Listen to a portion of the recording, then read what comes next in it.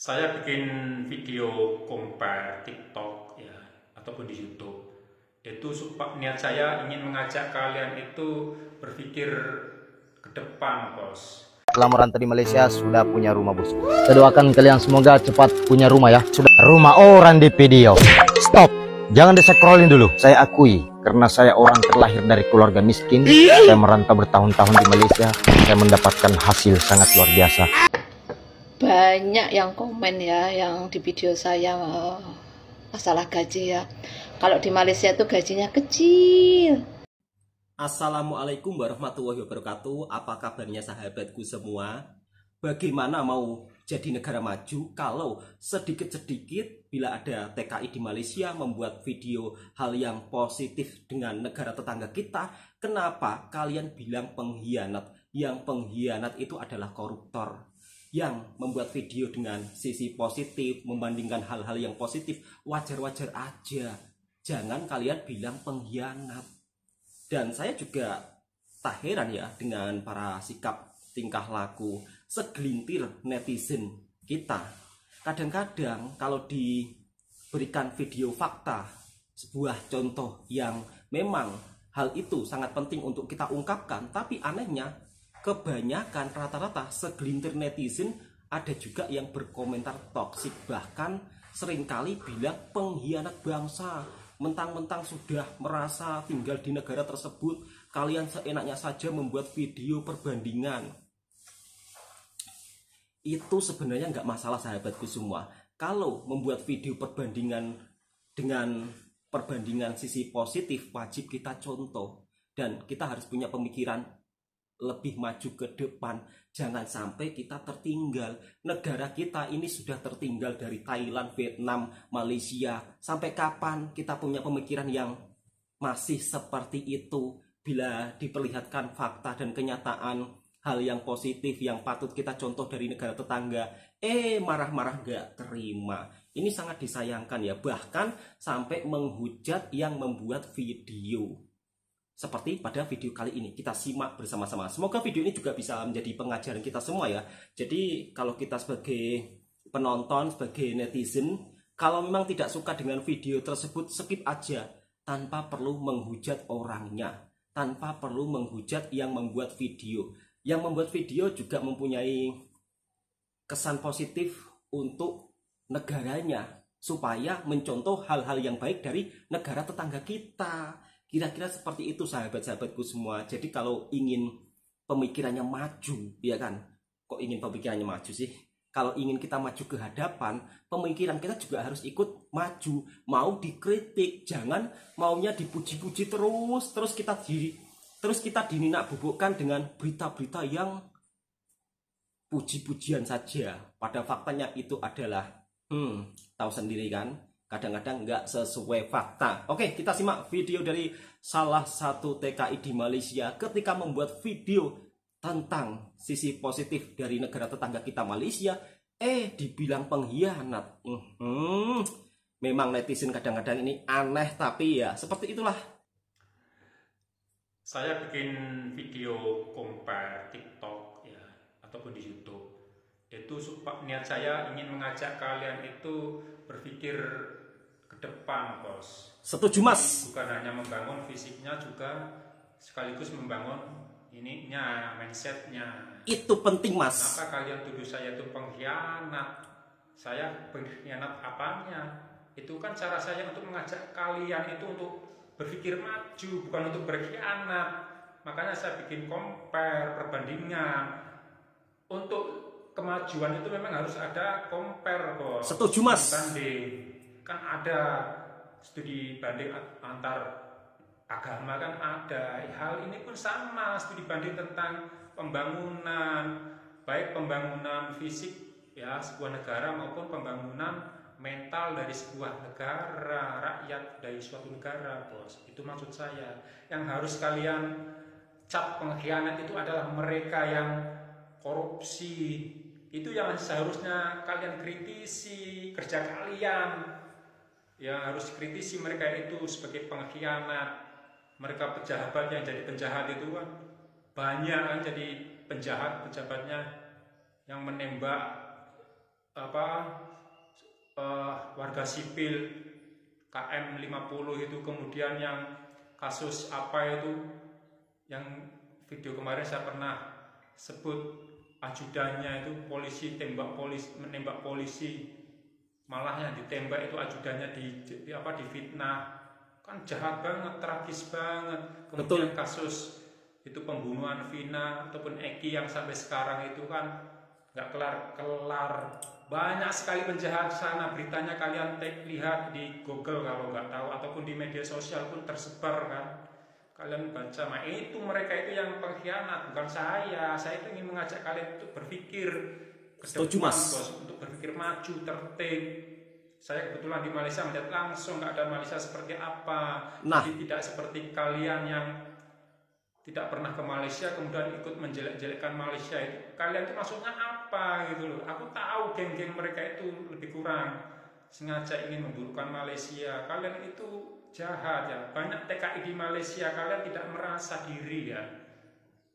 Kalau ada TKI ya, yang contoh ya, TKI di Indonesia kemudian balik ke Indonesia menjelek-jelekkan Malaysia, itu salah kalian itu. Kalau kalian merasakan manfaat di Malaysia, kenapa kalian itu menjelek-jelekkan Malaysia? Ininya kalian itu gimana? Kalau ada masalah pribadi dengan seseorang di Malaysia karena kalian mendapat kejahatan, itu bukan berarti kalian memukul rata Malaysia itu jahat. Jangan bos. Di satu negara pasti ada orang jahat dan ada orang baik. Aku temui sendiri kok, banyak orang Malaysia bagus, responnya bagus, komentarnya pun berpendidikan, ya. Komentar mereka itu berpendidikan, nggak toksik kayak beberapa teman-teman kita itu menghina Malaysia. Itu maksudnya apa kalian itu? Kalian jahat. Berapa juta di TKI di Malaysia? Solusi kalian kepada TKI itu apa? Nah, itu mas, menjelek-jelekan Malaysia. Kalian mampu ngasih makan para TKI berapa juta di Malaysia? Nah, kalian menjelek-jelekan Malaysia itu maksudnya apa? Jadi saya buat compare video itu untuk membuka pikiran kalian. Terima kenyataan. Kalau nyatanya SOP di sana itu kurang, ya diperbaiki bos. Bukan kalian marah-marah. Betul mas. Kayak IQ gorila, sedikit disentil omongan kalian marah-marah. Wah. Membela diri, mau menang, nggak ada gunanya. Nggak ada gunanya. Kalian terima, kalian camkan, betul tidak pemerintah saya itu begini-begini. Kalau kurang betul, ya mari sama-sama ubah. Kita kritisi, itu hak kita. Bukan hak orang Malaysia untuk mengkritisi Indonesia, pemerintah Indonesia. Itu bukan hak rakyat Malaysia, dan juga bukan hak saya untuk mengkritisi masalah dalaman Malaysia. Bukan hak saya, bukan betul, hak mas. Kita warga asing. Jadi kalau kita di Malaysia harus menjunjung tinggi undang-undang yang ada di Malaysia, kita hormati supaya mereka itu hormat kepada kita. Pintar masnya. Malaysia nggak ada hak untuk mengkritisi masalah dalaman Indonesia, masalah politik, tidak. Mereka tahu undang-undangnya, dan kita pun harus tahu undang-undangnya, ada batasnya bos, ya begitu.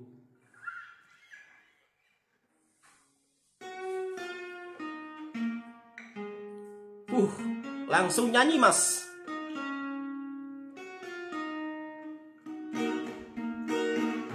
Rasanya jadi anjing lebih mulia daripada amat.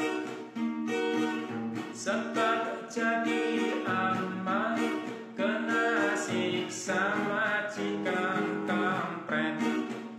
Susahnya jadi orang miskin, ditakdirkan jadi orang goblok.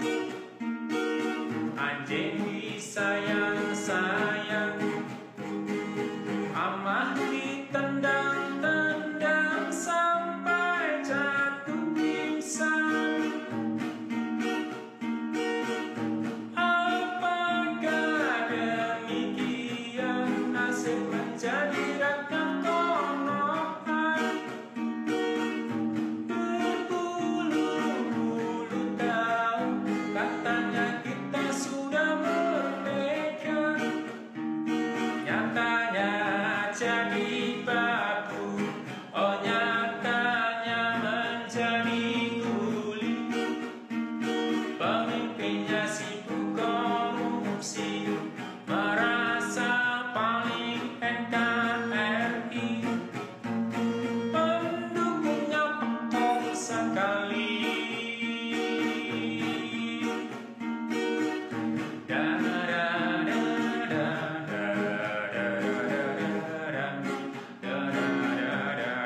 Asik mas.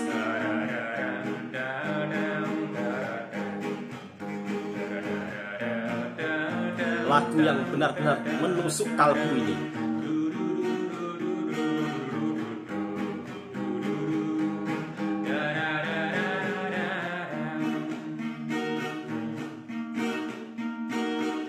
Apakah demikian nasib menjadi rakyat konoha,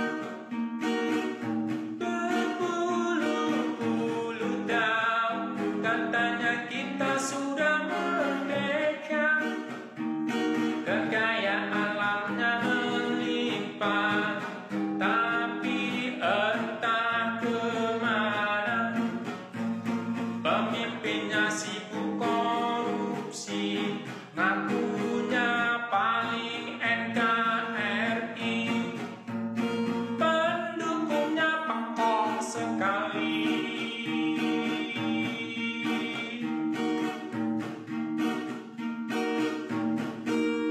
Kalian itu aneh, malah mendukung para koruptor. Itu yang seharusnya kalian itu cap sebagai pengkhianat, bos. Harusnya kalian kritisi, kalian awasi, kalian harus speak up, paham, speak up. Bukan malah ngecap saya pengkhianat. Saya pengkhianat apa? Aku nggak ngorupsi kekayaan negara, kekayaan alam sana, nggak ngorupsi duit rakyat. Pengkhianat apa? Betul mas. Aku kan ingin mengajak kalian maju, paham bos? Bukan hanya masnya saja yang dibilang pengkhianat, bahkan kalau saya menceritakan sisi positif dari negara tetangga kita, saya pun juga sering dibilang penjilat, nggak usah balik ke Indonesia, lebih baik kamu di sana. Kira-kira yang berkomentar seperti itu, apakah bisa memberikan lapangan pekerjaan untuk para TKI yang berjuta-juta kerja di Malaysia? Dan kenapa kalian kalau mendengar nama Malaysia begitu sangat sensitif? Makanya bos, jalan-jalan ke Malaysia. Biar kalian melihat situasi kondisi di Malaysia seperti apa. Jangan hanya bisanya berkomentar saja, memburuk-burukkan Malaysia. Orang-orang Malaysia itu sangatlah baik. Bahkan saya punya kenalan seperti layaknya saudara sendiri. Sering diajak jalan-jalan, makan bersama. Itu hal yang biasa. Dan orang-orang di sini juga begitu sangat ramah. Makanya kalian itu jangan terprovokasi dengan berita-berita hoak, ya kan? Kemudian kalian mudah diajak untuk berkomentar hal yang buruk dari negara tetangga kita, yaitu Malaysia. Saya tahu loh, konten kreator yang suka buruk-burukan negara tetangga kita, yaitu Malaysia. Saya tahu, tapi saya tak akan sepil nama channelnya. Dan setiap hari videonya yang nonton puluhan ribu, pengikutnya ratusan ribu. Bayangkan, itu adalah orang yang begitu sangat miris ya, membuat konten hoak kemudian disebarluaskan untuk orang-orang kita, untuk kita supaya menanamkan kebencian terhadap suatu negara tetangga. Ini kan sangat disayangkan, padahal negara tetangga kita di Malaysia ini orang-orangnya sangat peramah, orang-orangnya sangat baik. Makanya bos, datang ke Malaysia jangan berkomentar saja. Buat masnya sabar-sabar aja mas. Memang kalau untuk mengajak orang maju ke hadapan memang rintangannya seperti itu mas. Walaupun mas membuat video-video positif, tapi ya masih ada orang yang berkomentar toksik, masih dibilang pengkhianat lagi masnya. Padahal masnya ini TikToker yang bekerja di Malaysia dan menunjukkan sisi-sisi positif di Malaysia. Patutnya kita yang mungkin nggak berada di Malaysia, dengan adanya videonya masnya kan kita juga bisa lebih tahu ya, oh ternyata kondisi negara di Malaysia itu sisi positifnya seperti itu. Jadi harus kita wajib contoh ya kan. Yang pengkhianat itu koruptor. Harusnya kalian itu speak up terhadap para koruptor. Indonesia itu loh, negara yang begitu sangat kaya raya. Pertaniannya juga sangat luas. Kemudian hasil hutannya juga banyak. Hasil alamnya melimpah, hasil lautnya semuanya serba ada. Tapi pemerintahnya, pengelolaannya kurang tepat. Pejabatnya masih banyak yang korupsi. Kalau korupsi itu ngeri. Dari pejabat desa hingga sampai pejabat kota. pejabat pemerintahan pusat masih banyak yang korupsi. Ini fakta loh. Dari segi dana desa itu juga banyak dikorupsi. Bayangkan, kepala desa sekarang menjabatnya 9 tahun. Dan dana desa setiap tahunnya 1,5 M. Selama setahun, kalau saya pulang kampung, saya nggak pernah melihat perubahan apa-apa. Paling-paling kalau melihat perubahan, jalan dibangun sedikit itu saja. Selebihnya uangnya kemana itu saya nggak tahu ya. Heran kadang-kadang. Jadi untuk sahabat-sahabatku, kita harus berani speak up untuk para koruptor. Dan ternyata bukan hanya masnya saja yang sering dikomen toksik ya. Para TKI-TKI yang lain yang bekerja di Malaysia juga kena imbasnya. Mungkin karena mereka kebanyakan nonton video hoax tentang Malaysia ya. Sehingga mereka itu punya sifat yang istilahnya agak-agak benci pada orang yang bekerja di Malaysia. Ketika seseorang tersebut bekerja di Malaysia, menunjukkan hasilnya atau menunjukkan suasana kerjanya, tapi komentarnya toksik semua. Ada apa ini para netizen? Cobalah kita berpikir lebih cerdas supaya kita lebih maju. Setelah merantau di Malaysia sudah punya rumah bos. Saya doakan kalian semoga cepat punya rumah ya. Sudah berapa lama kita kerja belum selesai ini. Ini pekerjaannya sudah ringan. Kita kerja pinisi, kerjaan halus sudah. Ini tukannya ini. Ini emas dari Jawa ini ya. Ini dindingnya kita mau tukar catnya ini. Ini catnya warna abu-abu ini. Kenopinya sudah selesai. Ini pakai tangga di sini. Ada 2 tangganya di sini ya. Jadi sahabat-sahabat rantau dimanapun kalian berada, tetap semangatlah ya. Jangan sia-siakan waktumu di rantauan. Perbanyak duitmu. Kalau sudah banyak duitmu pulang kampung lah. Bangun rumah. Seperti Bang Rahman ini sebelum merantau tidak ada rumah. Alhamdulillah setelah merantau di Malaysia sudah punya rumah bos. Ini 1 bulan full sudah kita renovasi di sini ya. Kita boleh tarik di dalamnya bagaimana rumah orang di video. Stop, jangan di-scrollin dulu. Saya akui karena saya orang terlahir dari keluarga miskin. Saya merantau bertahun-tahun di Malaysia. Saya mendapatkan hasil sangat luar biasa. Saya dapat mobil 2, saya dapat rumah pribadi 1, saya dapat rumah kontrakan 1, saya dapat beli tanah, dan saya bisa investasi juga. Alhamdulillah saya bisa membantu keluarga, membantu orang tua, membahagiakan anak istri.